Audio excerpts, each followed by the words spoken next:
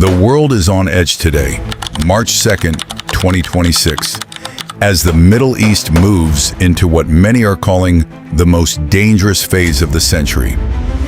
Following the confirmed death of Iran's supreme leader, the US and Israel have launched a massive joint military operation, reportedly striking over 1,000 targets inside Iran.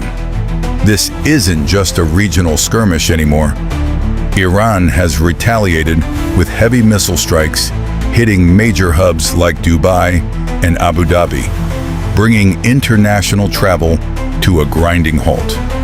Global markets are in a tailspin.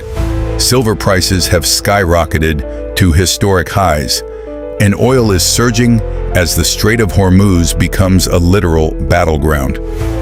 Meanwhile, back home, tech is shifting too, as millions of users ditch Google for TikTok to find real-time, unfiltered footage of the conflict. Is this the start of a wider global war, or a 4-week operation as President Trump claims?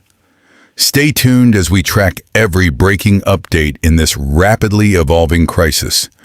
Don't forget to like and subscribe for the latest.